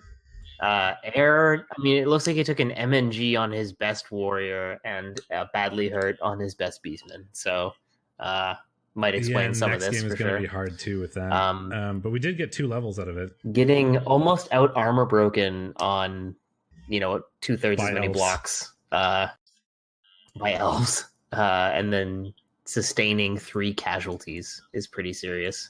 So use the Apo on something. Inflicted 4, so not the end of the world. Both we teams lost, which sucks, but we did get 2 levels on relatively important players to level. We didn't lose anything permanently despite getting almost out removed. So it certainly could have been worse for Big Chuck, but a win would have been something that he was looking for. Most of the injuries coming on loners. A dead wrestle lineman for the Dark Elves are not really something Spoony Bard cares very much about either. But the Kaz and a TD and a completed pass on that good blitzer for the Dark Elves well on his way to Legend. I say he needs 50 more SPP, but they're elves, that's fine. It's fast, don't worry about it. 1 expulsion on both sides, and the Dark Elves getting 1 surf as well, probably from a Witch Elf. Big Chuck not taking that one. So we back out all the way, we can see how ludicrous this division is. Look at that. Superfed, 20 points. Fiction, 20 points. Big Chuck, 20 points. Duberman, 19 points. Too Awesome, 19 points. Then you should look at 2B. They're all also 6-2 and 2. Like everyone is 6-2 and 2. If we took idiotic. The 2 and look at the TDDs. 7-7-6, 7-6. This is crazy. It's such a cool division. And then even so Luminous is at 17 points, which is 1 win away from all of the top divs, or all the top teams, right? So there's 1, 2, 3, 4, 5, 6 teams fighting for 4 spots, like within 1 win of each other, which is insane right now. Rand and Spoony Bard are not out. They're only 1 win behind Luminous, but that puts them 2 wins behind the top of the table. So they could get to the Challengers Cup if people start losing, but that's sort of what they need to hope for rather than anything else. And then and just look, if Too Awesome wasn't an utter disappointment, he would be in first with 21 points. Gosh, I know, right? What a world. How sad. Well, no, he tied. He'd be at 20, right? That's why he gets 3 points to 1, so he gets 2 extra points, so he's at 21. Stupid. 2 math degrees. For some reason, I forgot that wins were worth 3 points. Like in my mind, they were 2, probably because I'm sad about hockey not being on. And that's so this div is super, super tight, and I'm kind of excited. I think almost all of the top teams have played each other already. So this could be a shootout like Superfed is very used to. Having done the same thing against a Skaven team actually with his Kislev a couple seasons ago. But now let's look at. I didn't mean to click on that. We should wait for it to load so I can go back and we can look at the teams. Just because you hate it doesn't mean you don't have experience doing it. I missed playoffs by 1 point last season, so yeah, like you've definitely done it more times, but I understand that pain. It's sad when like it's not your own fault. Like it is because you could have drawn that one more game or whatever, or scored that one more touchdown. But like when you get to week 13 and you're like, well, I make playoffs if that guy loses, it feels bad because it's not really anything you can do about it at that point. And when you get I've had that go my way too, making the minors playoffs because two teams specifically tied. That's the only way it would have worked. But yeah, it just feels bad when you need to like see what other people are doing. And if you've already played everybody else that you're right next to, then that's all you have left, right? It's keep playing your game and hope that they lose. Yeah. I mean, I also have a super fed tendency to explode at the end of the season, so I fully expect to beat A-Grain this week with like not a lot of damage, and then get utterly crushed by the Kislev and like undeveloped Orc team, and then not make plans because like that's almost. Let's look at the teams now. So it's the Archangel of Skaven teams. We have the six rat Skaven team. Only 3 gut. We don't have the 2 Blitzer, 4 Gutter Runner, no Loner Rat Dream, or no Line Rat Dream, because we only have 3 Gutter Runners. But the ones we have are pretty good. There's the Megan Rain is the strip ball wrestle one, who's to get the ball off folks. Marley Brinks is the one who holds the ball or recovers it, and you've got the like almost the one turner in Carter Cruz. What did Proxy Page get? Normals. So Proxy Page took guard. Old guard, yeah. So yeah, I mean, it's got all the tools a rat team needs to win. It's of course sad to have lost the 2 heads gutter runner, who was and the claw blitzer and the claw vermin. But like, it's still a rat team. It's going to get crazy inducements, and rats have some of the best inducements in the game. It looks sad, but frankly, rat like a movement 10 gutter, like a couple good gutter runners and a wizard can win a lot of matchups. It's not necessarily fun or easy to play like that. Like we make light of that. Like it's certainly very possible. Whereas if almost any other team was in this position, they'd be like, well, my season's over. But it's still possible for rats just because of how good gutters and like a wizard can be, along with some players. Yeah, I could have seen the Fend pick. But I like guard. I think it's just like a nice tool to have for rats occasionally. And then we have brick and mortary. It's an orc team. It has 6-7 guard. It's got 2 strength ups because that just happens. It's got a troll. It's got a troll. Xenon Bloom is a great blitzer. Break tackle, strength 4, jugs. Break tackle is pretty recent, being on 78 SPP, but break tackle on strength 4. He's kind of a pseudo elf. Yeah, I don't love it. It gives him 1-2+ instead of a 3+. I think I would have just taken, Stand Firm, probably. Well, when he's a blitzer, like with the Frenzy Tackle Juggernaut, like, so it's a lot of the time he's going to want to be a safety. And the way that people will try to defend against that is like they'll screen off their elf with some other elves, or they'll mark him up with a zombie or something so that he can't. Yeah, but it's 20k to get a +1 to 1 dodge on a turn. Like, it's not. I get why you want to take it in that context, and it does make the sack attempt slightly more likely, but only that's slightly more likely wins you one game that you would have tied. It's probably worth it. Yeah, but that's result based stuff, right? Like, is then in that case, right? all skills can win you games sometimes, and the question is, are they worth the TV you have to carry to get that win result, like the edge out? I don't know, but I don't know what else you would have. I guess Stand Firm. Stand Firm is pretty good on frenzy pieces. It turns out, he's also movement 6, so he's not like the amount of times he's surf is probably pretty limited compared to some other sort of surfing pieces. But on Orc team is the only one really, But anyway, I don't think it's bad. I don't know. I mean, I think I'd be happy with either player, right? If you just gave me Elmer Xenon Bloom with Break Tackle or gave me him with Stand Firm, I would be happy regardless. And I think those are probably the only two options at this point. And I know some people would definitely take Stand Firm, and it turns out Fiction took Break Tackle. So there you go. And yeah, the rest of them are Orcs. There's not a whole lot of tackle, actually. I think I'd like to add the one thing that I think this team could use is more tackle. But there aren't a ton of... There's not that much dodge, is there, in this div? There's some, certainly. I think it needs more tackle. But then we have Big Chuck. We do. Cliché-os. Not a lot going on. He's going to be down his best warrior next game. Dead Meat has leveled up for Tentacles, which is nice. He is niggled, but Strength 5 means he's not going down that often, at least. Still, the team is doing really well. It's one of the teams at the top of the division. So it'll be interesting to see how it looks underwhelming compared to the Nurgle teams and stuff we were just looking at in Div 1. But for Div 2 or Div 3 or any of the not Div 1 teams, this is a good Chaos team, right?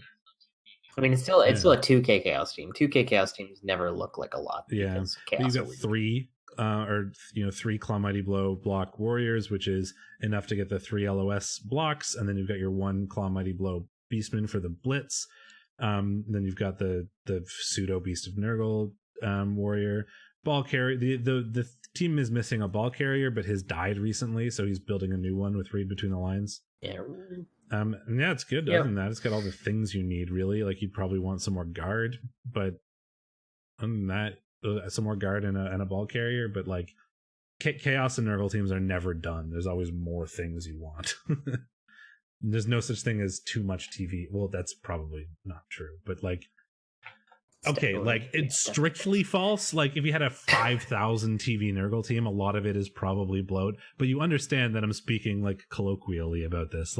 There's in regular, normal human Blood Bowl situations, there are very few cases that you wouldn't want another level on a Nurgle or Chaos team.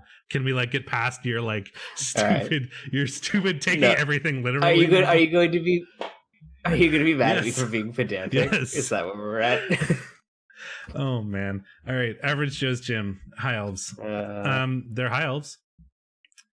The Blitzer the catcher. He's a Blitzer because that's what he's going to do, but he's strictly a catcher. Is good being pedantic. He's good. He's niggled though, unfortunately. But and MNG, so he's out for the game. The other one is a sacker with Wrestle and Tackle. And a one-turner in the making in Michelle Jones, too. Is that, the catchers are so versatile, because their stat line is great, 8, 3, 4, 7. You can do anything with them. They could be catchers, they could be blitzers, they could be sackers. You can just build them into whatever. And I think it's really cool seeing what high elf teams do with their catchers, certainly. It's one of the reasons why I think I'm drawn to them as an elf team, if I ever did play elf teams, is that the catchers are cool. And the Blitzer, we got a bunch of guard. 3 players with guard is nice. The strong arm thrower, like you said, is certainly cool. Going the more throw the ball type thrower rather than the quarterbacky run or whatever we called the other thrower. Yeah, it's one of the eating throwers.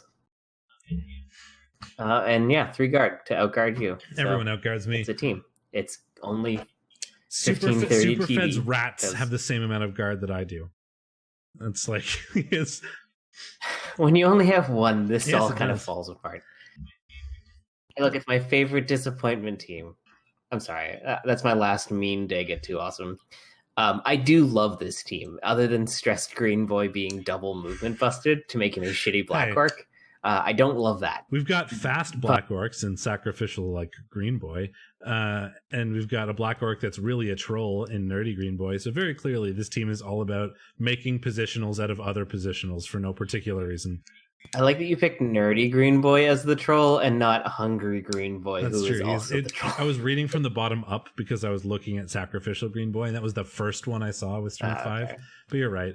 Hungry Green Boy is a better troll because he is hungry, and that's trolls are as well. He's 4 SPP away. It's an eating race. He's 4 SPP away from the next level. Mighty Blow, probably. I do love with all of this guard Too Awesome still has Dauntless on his Blitzer.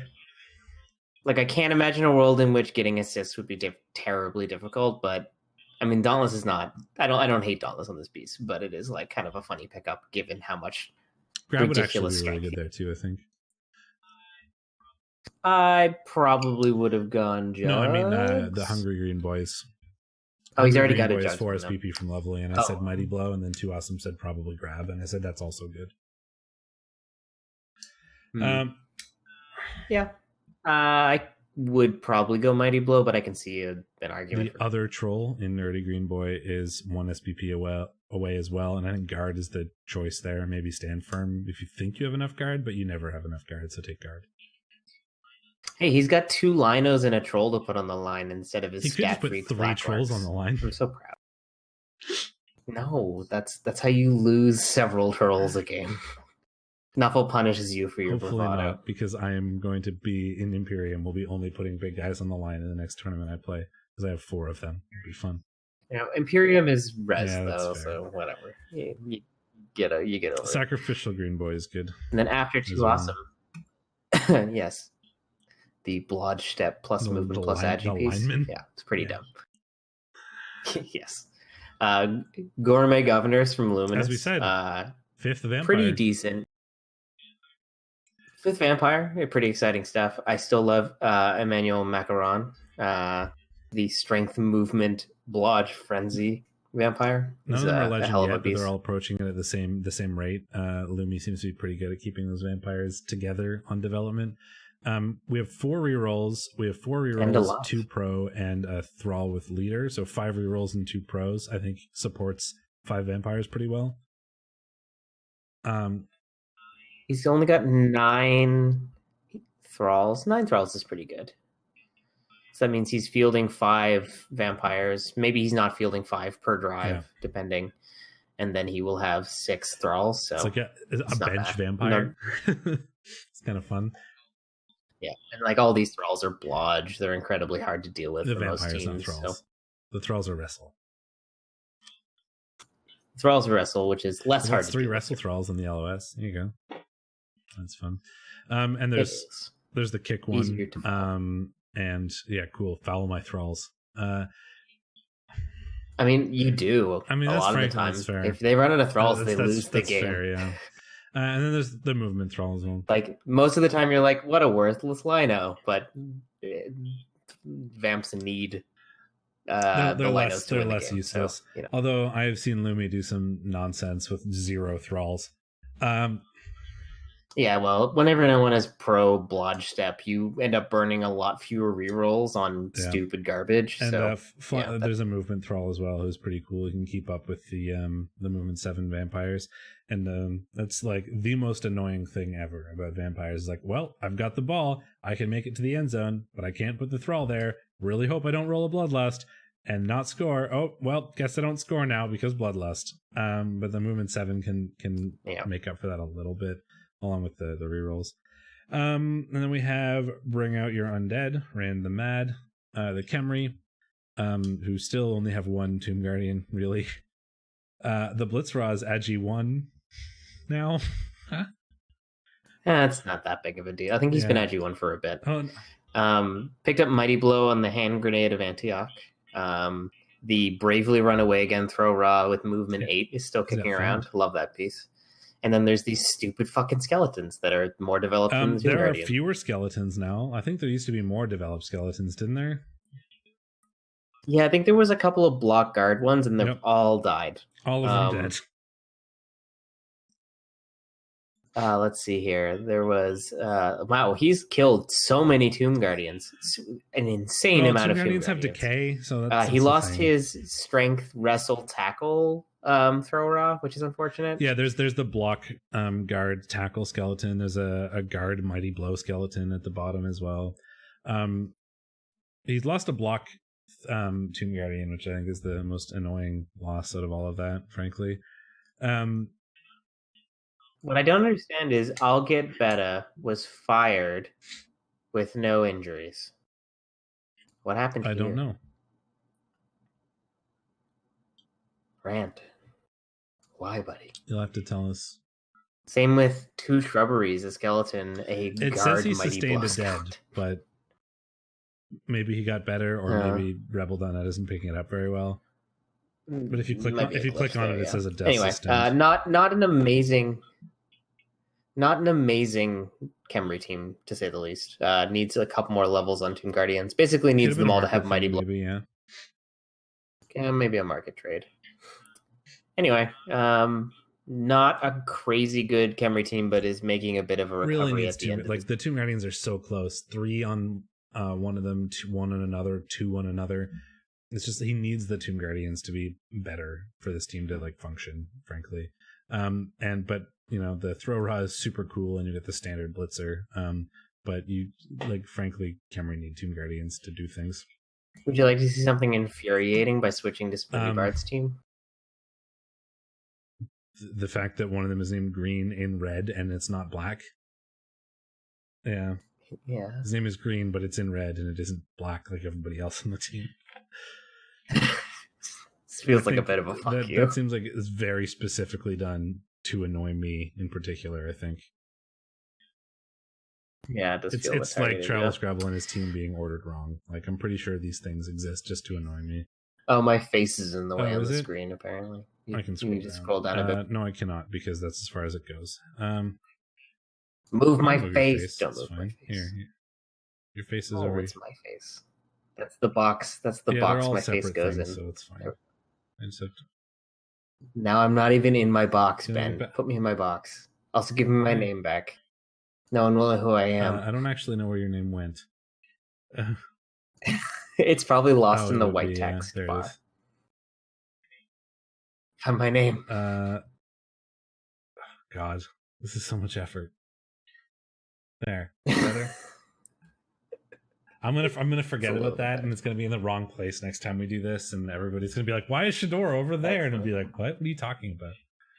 And why is his name not centered in the box? Things with my hands, like by hand. So yeah, this team has seen better days. It's still not bad. It's got 3 guard, of course, and it's got Jet, the crazy good blitzer, but a niggle on one of the blitzers and a movement bust on another is a tough thing to eat on a Dark Elf blitzer for sure.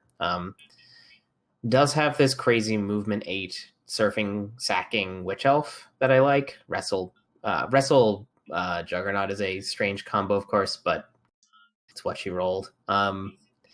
She can basically 1 turn fairly reliably in movement 8. You actually have grab too, so you can use the grab to pull the player in for the 1 turn, and then save the blitz for Sable getting through at the end. You have to be careful though, because wrestle. You still need 3 pushes and frenzy. Yeah, so it's a 3+ instead of a 2+. The frenzy is actively detrimental, I suppose.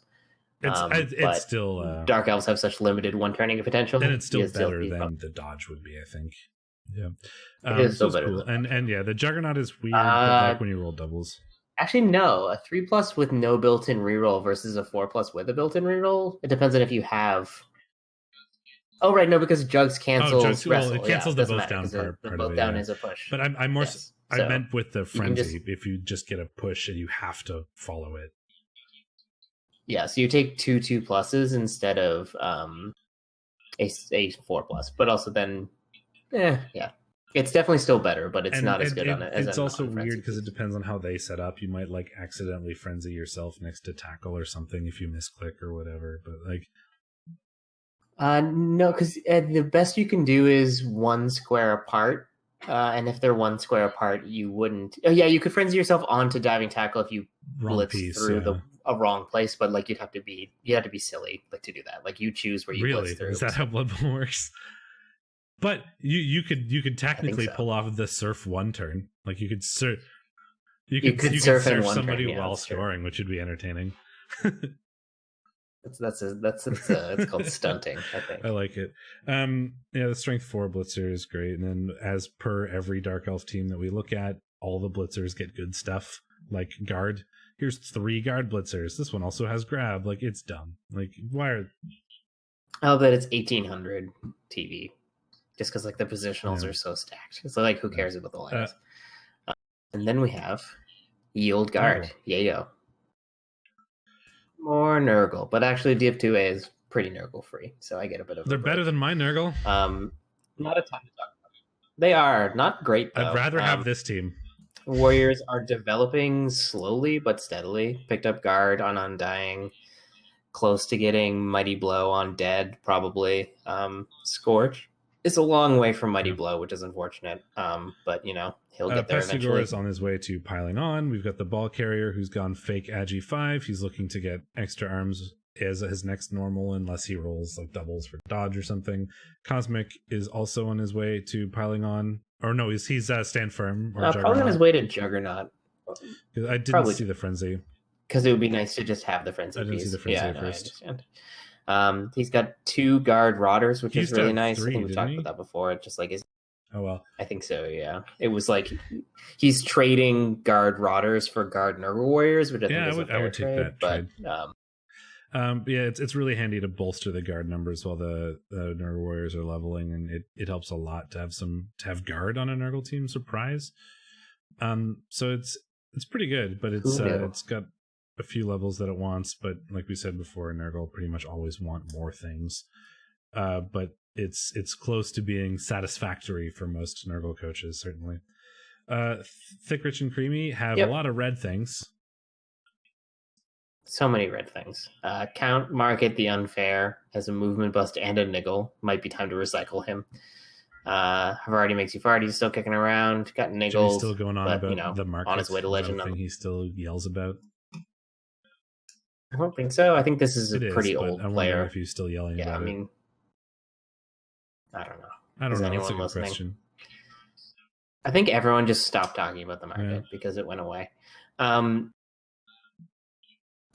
Rookie Werewolf. Strength bust on this Flesh Golem sucks. Probably not Provolone is dead. Rough games. A niggle on this support zombie, which is surprisingly useful. You might keep him around even with a niggle, to be honest. He's regen. Block Guard Fend. And Block Guard Fend is pretty good. Every time he takes a farm, there you go. The werewolf is like the least unfair werewolf we've seen so far today, which is saying something. Well, his other one died, which was pretty unfair. And Havarti makes you farty is a very good player and has been around forever. When I did the recap with Superfed, he thought Jimmy Burrito was in his favored territory of Div 2A. But that has not proven true in the long run, as his team has had a rough couple of games. For sure. He just can't maintain. He's like in that weird place where he can't maintain the positionals. Like you need to, and you keep losing them, so it's hard to level all of them at once. So you can't. You got to kind of pick one, but then it dies on him. Like the ghoul. The ghoul is fine for now, but like the flesh golem that he picked up and started leveling a block is now dead. That werewolf is a rookie, right? Like it's the whites I didn't even notice. They're both just normal guard. Like he's got 2 positionals of the minimum 5 you probably want, or more than 5, 7, right? Like you want 2 flesh golems, 2 werewolves, 2 whites and a ghoul probably, right? And he's got 2 of the 7 you probably like kind of want to have at some level of development, which is a little unfortunate. But like the ones and Div 2A is tough for development. And the 2 that he has are good, but 2 is not close to 7. Yep, and then Spooky's team, the worst team ever, because he killed the Coltrane. Fuck you, Spooky. Has lost a good skink, but still in pretty good shape despite it. Has a really great Croxagore, has a really good Saurus, 2 really good Saurus, 3 really good Saurus, and 1 okay one. Bloxagore. And then 2 rookies who he's working on. And then he's got a nearly natural 1-turner in Isaac Newton. He needs a push. And has sidestep. So like. And a sidestep, So very tough to stop him from at least attempting the 1-turn. That said, getting the movement is never the hard part for lizards. It's the handoff and then to some extent the dodging through. I mean, it's still several 3 pluses. If the kick doesn't end up in a convenient place where another skink can get to it, you're going to have to probably do a pass, and then that's a stunty pass, and that's not good. So Yeah, so that's a 4+, 3+, and that's always a pain in the ass. Having Agi up certainly helps, but lizard one turns can be over before they begin on a deep kick. It's the stunty problem, you know. I'd love to throw my teammate here, but the ball's too far away, so I guess that's not happening now. The one turns theoretically are easy, but a kick can just ruin it for. Yeah, and with only one rostered skink other than that one, though he has a bit of cash, he could buy one. And he needs some block on the 2 rookie Saurus, but he's looking at some potential like loner handoffs or something like that. Anyway, not a terrible lizard team, but still definitely in a bit of a rebuild. Full complement of Saurus at least, and only one skink that has any sort of development is like kind of TV efficient, but you're still not there until those Saurus are reliable with block. So honestly, I'm disappointed in Rolling Red. He took really guard. That's so boring. Rolling, why don't you do something correct?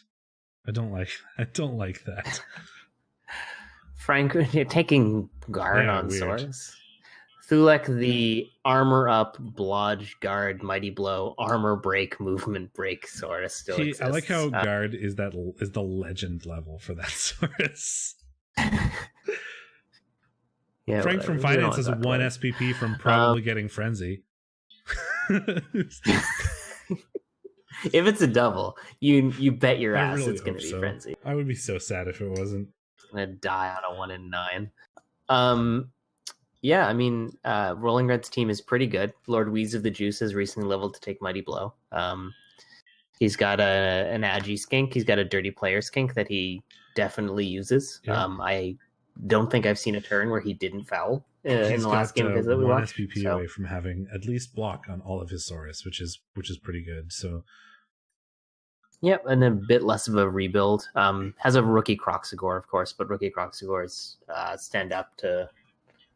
Well, are just generally better out of the box. Yeah, I mean, Saurus, strength 5 move and not 6. As bad. Like, and Saurus don't necessarily, lizards aren't as hampered by like minimal guard as some other punchy teams are because they have so much strength 4. So like, yeah, you want more guard, but like a big guy without guard isn't bad like it is on a lot of other sort of teams that have big guys. So yeah, the Croxagore would love to get block, but you know that's pretty lucky. And the Fruity Loops Go Crunch is 1 SPP away from block, so we're. And then our third lizard team in a row. This one isn't really a lizard team because all of it died. He has 3 rookie Saurus because 2 died in his last game. Steer's team just ceased to exist, including like a strength up. This. Yeah. Great Croxagore, block guard, one real Saurus. 2 OK Saurus, including one that is AV busted, and then 3 rookies. This is not a team. This is a 1 season old. This is a 1 season old lizard team. If you sucked up all of the good SPP and gave it to the Croxagore for some reason. No, this is a 1 season old team that bought an unfair player from the market. Or like and the Croxagore ate all of the MVPs in your first season. Exactly.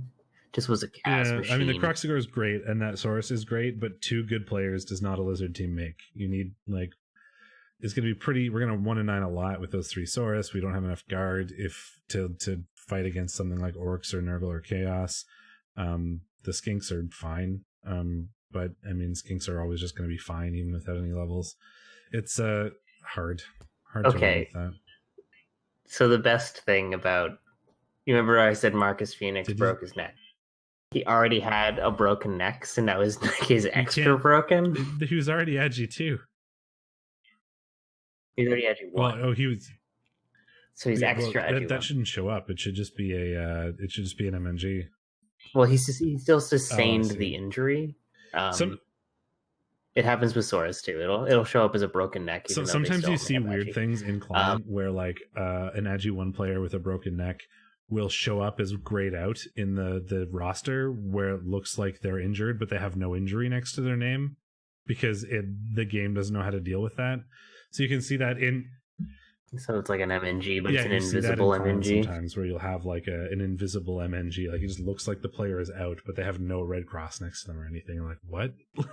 But it's because they were Agi 1 and got an Agi bust, or Strength 1 and got a Strength bust or something. It happened on Gypsy Prince's Ogres when I was playing him in Clan. He's a Strength 1 Noblar, but in or a Strength busted Noblar, but in the match it just looked like it's just a grayed out Noblar. Censored Noblar. We don't like looking at this one. So we won't talk too much about this team because we always talk too much about it and its weird runners. The changes already got guard on the Troll Slayer. Got a Mighty Blow Blitzer. Mighty Blow was last week, I think. Yeah, guard on the... But we get guard on the Troll Slayer, and I think we have guard on a Longbeard now too, because there used to be less than 3. So I think that we've got movement on one. On a Longbeard, which we have talked about. He took movement instead of guard, which was, I think, very silly. But you know, he tied his last game and is doing what he can without the Coltrane anymore, sadly. But this team is funny and I love it. Like, look at those runners; they're so stupid. They are indeed. So that's 2A. Shall we look at the team or the games? Do some predictions, and then that's it. So let's load up the week.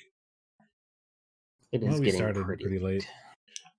We're on track for normal length, but maybe like 5 minutes longer because we bullshitted too much at the start, but not much longer. Anyway, Superfed versus Rolling Red. What the hell is gonna? I mean, I think Superfed is gonna win, but will he have a team left afterwards? I don't think so. I mean, he could lose. Rolling Red kind of has Fed's number, if I remember correctly, and all that Frenzy Mighty Blow is, you know, unsurprisingly good at killing. And Rolling Red rhyme, and that pleases me. The two tackle Frenzy Mighty Blow on both of those things. The dirty player is going to dirty player things, I promise you. Superfed will get a crazy amount of inducements. Well, not crazy. The Frogmare FNBs aren't as high as they thought, but that's Wizard and like. Oh, you guys are already playing? Oh, well, we have to predict now then. So it was 1,700 to 1,380, so he gets 320K. Can we cheat a little bit and ask what he took in inducements, but not actually look at the game? It's turn 2. He had 300 and something K. I'm guessing he took wizard, like and then a wizard and a bribe. Oh, Glart Fez. Fez Wiz, yeah. Wait. Well, no, he has the Nuffles altar, so he gets those things cheaper. Oh, shit, right. So okay. Fez Glitch, Glart for the claw, and a wizard. I mean, I still think it's Fed, but I wouldn't be surprised. It's rolling too, sort of, because Fez will go away, but Fez can be slightly annoying versus Lizard. It's a lot of strength, but Lizards will uphill that with block everywhere. The Wizard is going to do the thing, frankly. I think Fed will win, and I think it'll be like 2-1 or 3-2 or something. Like, he's just going to get that one extra touchdown because of the Wizard, and that's basically it. All right, speed running this. Non-existent Lizard team versus O-Revert. I think O-Revert might actually win. So too. I mean, well, the Lizards get Slibly, right? How much is Slibly? Yeah, I mean, Slibly's 250K. The Lizards will get Slibly, and also Lizards are actually pretty good against Dwarves usually. But I don't know. Well, then I'll take Lizards because I need to get points on you somehow, and I think Slibly will be good. Jimmy Burrito versus Yayo, so 700K for Jimmy Burrito versus the Nurgle. I just don't know how well he's going to be able to take advantage of that, frankly, because we don't. Yeah, I also think the Nurgle will probably pull that one out. Or something, I would probably maybe go Jimmy, because Wizard and Agi or high movement werewolf is pretty good, but without the way to take advantage of the Wizard, I think no matter how many inducements you take, the Nurgle will still just 2-1 grind you and you'll lose. Unless you can stop one of those, and that's how a Wizard Wolf could do that. Luminous and Duberman. Ooh, that's interesting. I think, if Duberman still had his Mighty Blow tackle catcher, I'd like this a lot more. Fair. Without that, it's going to be tougher. He does get 400K. He gets a ton of inducements. But does he have any tackle? Yes, he's got one tackle against an army of Blodge vampires. I like Lumi. But I wouldn't be surprised to see Duberman, especially given how Duberman's Yeah, that's been the one lately. thing that's giving me pause right now is like sometimes vampires do vampire things. Duberman's been playing really well lately, and he's only 1 point behind the top, so he really wants to win this to throw himself into playoffs. I mean, I want to pick Luminous, but I will pick Duberman because of those things. Plus, I want to recover my points or catch up to you in points, and I'm not going to do that if we pick the same thing. Clicheos and Spoopy. Spoopy versus Chaos. Yeah. Given how much Claw Mighty Blow, I want to lean Chaos, even though they're down the best one, and they have no Claw Palm. They do have Claw Mighty Blow, which is still very good against lizards, but the extra little bit of being able to reroll that makes quite a difference, frankly. And then there's 140 for the lizards, which is not Slibly or a wizard. 100 and they both have a little bit of extra cash. 1740 and yeah, so Chuck is actually 1730 and Spoops is actually so it's 120. So there's 120k. So the lizards could easily get a wizard. Air being out means that the lizards don't get Slibly. Nice for the Chaos. They don't have any agi pieces to really abuse the wizard. I think this could go either way. This is another close one. I like the Chaos. So do I, frankly.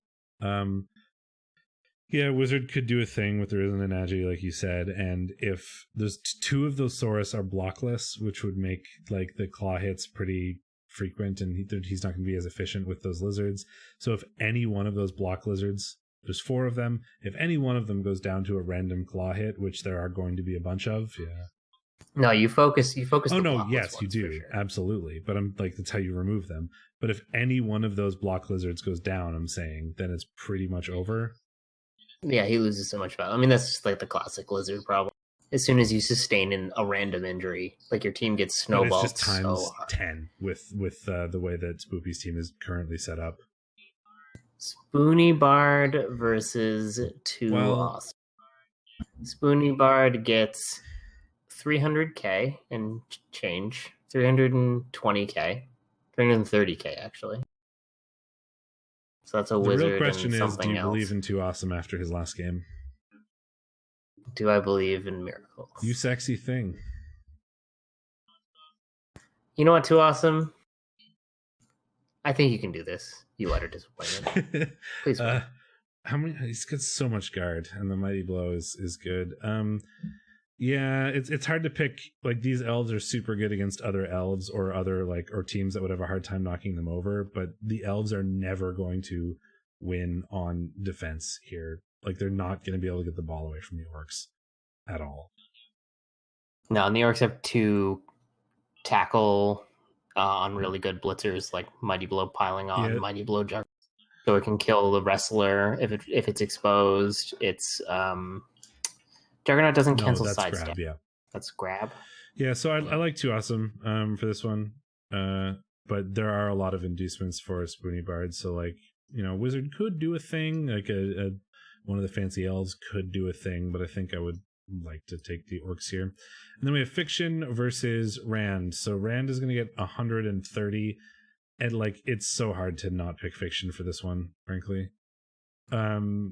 Sorry, Rand, but the way you would win as Khemri versus Orcs is to utilize that Strength 5 advantage that you have.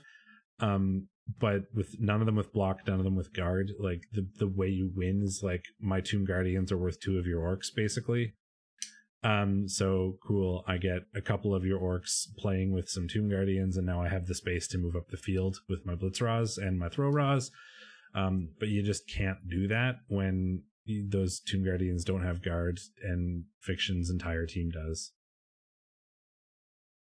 Yeah, I mean, there's so much Mighty Blow kicking around. He's going to be able to remove skeletons pretty easily. He's got 2 Strength 5 of his own and a Strength 4 Blitzer. He's just got the tools he needs. Couple skeleton really removals, tough. Yeah. And then, I also think just the guard on the Black Orcs are just going to totally neutralize the Tomb Guardians, and that's what the only way that's the way that Khemri win this game normally is using Tomb Guardians. So Fiction has the tools and Rand does not have the tools.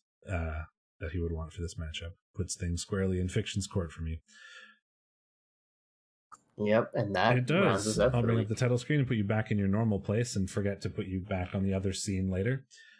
Thanks everybody for hanging out and enjoying us. I hope everybody's doing well and staying safe, depending on where in the world you are. But my best wishes to you and yours. Hope things are going well. Whereas in all the other divs, most of the excitement is squished into the last couple of weeks when you're trying to figure out who's going to make playoffs and who's not. I don't think we have anybody confirmed in REL yet, but I know that like Sage with his win is confirmed his playoff spot in G-Man anyway. I think so. Yeah, with 26 points. I don't think we have that in 1 or 2 because of how close they are right now. But we could see a confirmed playoff spot for Not for Science if he wins this week, I think. I'm too lazy to figure that out, but I think that's probably up there if he wins this week. Anyway, thanks very much for hanging out, everybody. I hope you enjoyed it. We have enjoyed it, and we will be back next week for week 11. We're getting very close to the end. Week 11 will be matches, so if you have a match that you think is particularly interesting, feel free to let one of us know, and then we could watch that rather than picking one randomly like we have all season, because nobody tells us anything, and when they do, it's on a week that we don't watch them. We need to switch the week. Every time there's like a spicy game, it's always on the time we're doing teams. Like I hear that the Atomics Ramesek game was totally worth watching for the lulls. Or maybe we should just like remove our format and start like, if there is an interesting game, we'll watch that, and if not, we'll talk about teams, so we could watch a couple games in a row or not. I mean, we could just stop talking about the teams. Like, they change so rarely. Like, maybe that might actually be worth doing. Like, just skipping the whole let's look at team things, especially now that we do the predictions in such a way that it makes it really easy to just click and look at the team. So I think talking about the teams is probably the most boring aspect of our coverage. It made a bit more sense when we were looking at everything in client. I don't know, if you have any feedback about things that you would like to change for next season, or things that you do or do not enjoy in particular about our recaps, feel free to let one of us know, and we'll take it into consideration for next season if they let us keep doing this for whatever reason. But until next week, I've been Steakmittens, and we will see you then.